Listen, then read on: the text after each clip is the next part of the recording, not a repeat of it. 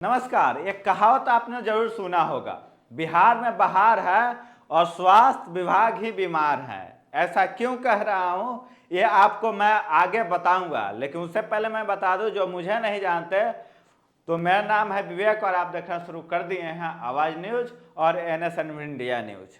Facebook पर देख रहे हो तो पॉडकास्टर विवेक पे भी देख रहे होंगे।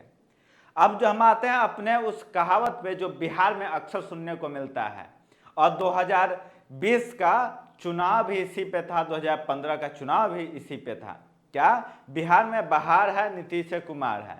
तो अब समय बदल गया है, अब बिहार में बहार है और स्वास्थ्य विभाग ही बीमार है। ऐसा क्यों कह रहे हैं यह भी आपको बताते हैं। PMCH का घटना होता है जिसमें मनीष कश्यप की जोरदार कुटाई हो जाती है। उस कुटाई के बाद से जगह जगह पे एक मोर्चा खुल जाता है स्वास्थ्य विभाग को लेकर, मंगल पांडे को लेकर। हालांकि इस विषय पर मंगल पांडे कुछ समय तक चुप्पी बनाए रहते हैं, से हाँ माहौल शांत हो जाएगा, शांत हो जाएगा। लेकिन यूट्यूब का एक समूह है, एक उसका अपना कम्युनिटी है यूट्यूबरों का, वो कहाँ शांत बैठते हैं। मनीष कश्यप आगे आगे चले, पीछे पीछे सारे यूट्यूबर चलना शुरू कर दिए।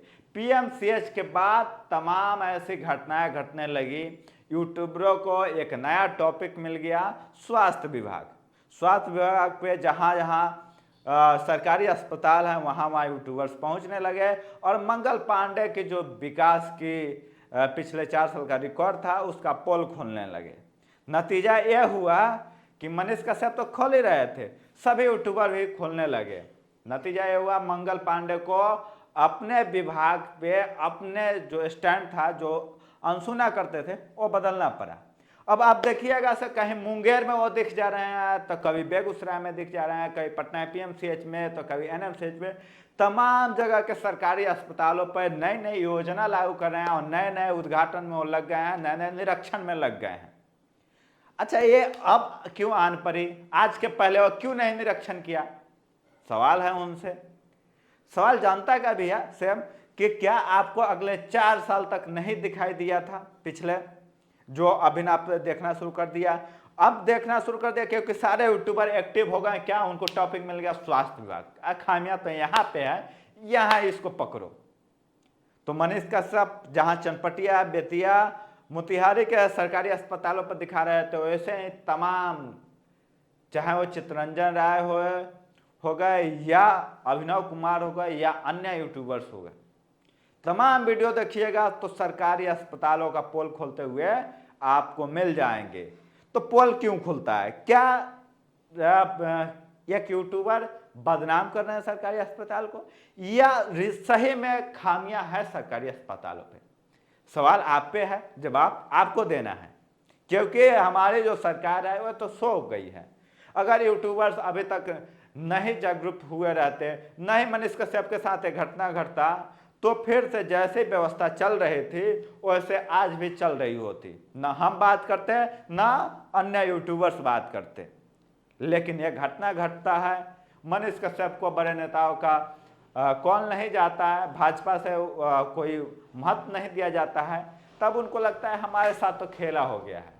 तो क्यों ना ये जिस स्वास्थ्य विभाग ने हमको पीटा है, जिस स्वास्थ्य विभाग ने हमको नकारा है, जिस स्वास्थ्य विभाग का मंत्री हमें नहीं पूछा है, उसके प्रति ही मोर्चा खोल दें।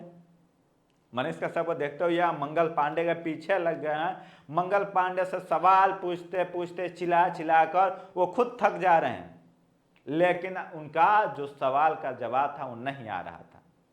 लेकिन कुछ समय बीतता है, फिर एक बच्ची का सिफारिश लेकर PMCH में कांग्रेस के अध्यक्ष जाते हैं, उनका भी नहीं सुना जाता है। फिर कांग्रेस एक अलग मोर्चा खोली हुई है, यूट्यूबर्स अलग मोर्चा खुले हुए हैं।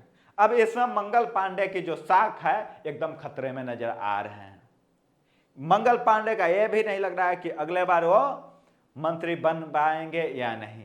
मंगल पांडे की वजह से यह भी NDA को डर हो गया है कि हो न हो इनके वजह से हमारे बिहार विधानसभा जो चुनाव हैं 2025 का, इसमें भारी नुकसान सहना पड़े। इसमें कतई कोई गुंजाइश नहीं है कि इनको घाटा नहीं सहना पड़े, कतई इसको कोई मुकर नहीं सकता कि मंगल पांडे की वजह से NDA प्रभावित नहीं होगी। रहते हुए मनीष कश्यप एक और दावा कर दिए हैं कि बिहार में एनडीए 2025 में सरकार नहीं बनाएगी। अब सवाल उठता है कि किसकी बनाएगी। स्वाभाविक सी बात है, सवाल उठेगा ही। तो बात यह आ रही है, कयास लगाया जा रहा है कि मनीष कश्यप का जन स्वराज के सुधा प्रशांत किशोर के भी संपर्क में बने हुए हैं। हो सकता है कि मनीष कश्यप बहुत जल्द जन स्वराज के साथ दिखे। इतना आसान है नहीं, लेकिन सूत्रधार कह रहे हैं कि हाँ, मनीष कश्यप को कहीं ना कहीं पार्टी की जरूरत पड़ेगी और वो पार्टी खड़ा होगी तो उनके साथ जन स्वराज एक नई विजन के साथ एक सोशलिस्ट पार्टी है जो बिहार को अलग विकास की रास्ता दिखाना चाहती है, बिहार को मुफ्तखोरी का राह नहीं दिखाना चाहती है, रोजगार की व्यवस्था देना चाहती है। इसके वजह से लोग कयास लगा रहे हैं कि मनीष कश्यप वहाँ दिख सकते हैं। हालांकि मनीष कश्यप की तरफ से कोई कंफर्मेशन नहीं आया है जिसे हम लोग कह सकें कि मनीष कश्यप जन स्वराज में ही जाएंगे। लेकिन एक तरफ ये भी देख सकते हैं कि जो महागठबंधन का जो तेजस्वी यादव के बुराई करते हुए मनीष कश्यप दिखते थे, आज वो नहीं दिख रहे हैं। पुराने वीडियो तेज प्रताप यादव को चला कर उनके पक्ष के चीज़ों को दिखाया जा रहा है, तो कहीं ना कहीं इशारा है से उधर से भी ऑफर आ जाते, उधर भी हो सकते हैं। लेकिन इन तमाम चीज़ों को देखते हुए एक तो फाइनल हो गया है कि एनडीए में मनीष कश्यप नहीं दिखेंगे। भाजपा से इस्तीफा दिए हैं नहीं दिए हैं इसकी भी कंफर्मेशन मनीष कश्यप नहीं दे रहे हैं। लेकिन जिस प्रकार वो खुल के अपनी बातें रख रहे हैं, खुल के एनडीए की आलोचना कर रहे हैं, खुल के मनोज तिवारी की आलोचना कर रहे हैं, खुल के संजय जायसवाल का आलोचना कर रहे हैं, खुल के दिलीप जायसवाल का आलोचना कर रहे हैं, खुल के सम्राट चौधरी की आलोचना कर रहे हैं, इससे साफ साफ अंदाजा लगा सकते हैं कि इन तमाम नेताओं ने इनसे दूरी बना लिया है, इन तमाम नेताओं ने इनसे बहुत डिस्टेंस बना लिया है, जिससे इनको डर सताने लगा से हो ना हो हमको चुनाव नहीं लड़ाया जाए, हमें अन्य लोगों की तरह ही मोहरा बनाकर एक हमें भीगी बिल्ली बना दिया जाए और हमको टिकट भी नहीं मिले और हमारे पीआर का इस्तेमाल कर लें। ये हुआ भी लोकसभा चुनाव में, आप सभी ने देखा होना, और विधानसभा में ऐसा होता ही। जहाँ तक बीजेपी का ट्रैक रिकॉर्ड देखिएगा तो इस प्रकार के तमाम चीज़ें हो, चाहे वो आईपीएस आनंद मिश्रा के साथ हो, चाहे भोजपुरी एक्टर पवन सिंह के साथ हो, इन तमाम चीज़ें, इन तमाम पुराने रिकॉर्ड्स को देखकर मनीष कश्यप की अपनी जो भविष्य था खतरे में दिख रहा था और कहते हुए मिल रहे हैं कि हमारे भविष्य को जिसने बर्बाद किया हम उनको छोड़ेंगे नहीं, बिहार में एनडीए की सरकार नहीं बनने देंगे। अब ये समय बताएगा। और जो सरकारी अस्पतालों का जो पोल खुल रहे हैं, उसकी व्यवस्था पे जो सवाल उठ रहे हैं, इससे तमाम चीज़ों पे पता चलता है कि इस बार एनडीए का सरकार तो कतई नहीं दिख रहा है। फिर किसकी आएगी, तो थोड़ा इस पर भी नज़र डाल लेते हैं। अशोक चौधरी और प्रशांत किशोर का भी इसमें विवाद है। अशोक चौधरी प्रशांत किशोर के बोलते हैं उनको माफ़ी मांगनी पड़ेगी, से वो बहुत सारे क्वेश्चन उठाए, चाहे वो कमीशन खोरी से हो या सीट बिकने से हो या तमाम चीज़ें। उन्होंने कहा से माफ़ी इनसे टुटपुजियों से नहीं मांगे। ऐसे टुटपुजिए नेता कितने आए और चले गए।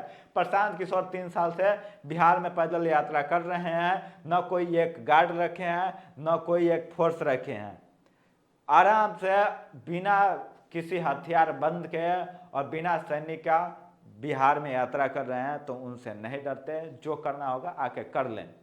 उनको ज़रूरत पड़ता है कि उनकी जो पुलिस है हमें रात्रि के 4 बजे 3 बजे के आसपास गिरफ्तार करती है। हमें कभी आवश्यकता नहीं है कि हम उनको रात में बोले या दिन में बोले, जो गलत है वो गलत बोलेंगे, जहाँ पे भ्रष्टाचार हो रहा है बोलेंगे। तो उनकी भी आपस में खूब लड़ाई हो रही है और इस अशोक चौधरी भी चर्चा में बने हैं और प्रशांत किशोर तो हमेशा से चर्चा में रह ही रहे थे। अब देखना यह है कि क्या इस जो लड़ाई में, जो मीडिया की लड़ाई है, स्टेटमेंट की लड़ाई है, उसमें 2025 का चुनाव कैसे प्रभावित होता है, कैसे प्रशांत किशोर को फायदा पहुंचता है, कैसे जो एनडीए के नेता हैं अशोक चौधरी उनको नुकसान पहुंचता है या एनडीए को नुकसान पहुंचता है। क्योंकि अभी सत्ता में एनडीए है, तो कोई भी हो, चाहे वो तेजस्वी यादव है, कांग्रेस हो, या प्रशांत किशोर हो या मनीष कश्यप, प्रभावित तो करेंगे तो एनडीए के गवर्नमेंट को ही करेंगे, क्योंकि सत्ता में अभी वही है। बाकी आप जवाब दीजिए, क्या आपके जिले का जो अस्पताल है उसकी क्या स्थिति है, आपके जो प्रखंड का अस्पताल है उसकी क्या स्थिति है। कौन से अस्पताल है जहाँ पे हमें ग्राउंड पे जाकर दिखाना चाहिए और वहाँ की स्थिति को बताना चाहिए, आप कमेंट में बताएं और हम वहाँ पे जरूर आएंगे और ज़रूर वहाँ की चीज़ें दिखाएंगे। तब तक के लिए आपसे विदा लेंगे, फिर अन्य टॉपिक पे आएंगे, फिर स्वास्थ्य के जो मंत्री हैं मंगल पांडे, फिर उनको चीज़ें हम समस्याएं दिखाते नजर आएंगे। तब तक के लिए हमारे चैनल को सब्सक्राइब कर लें और फेसबुक देख रहे होंगे तो फॉलो जरूर कर लें। बहुत बहुत शुक्रिया आप सभी का।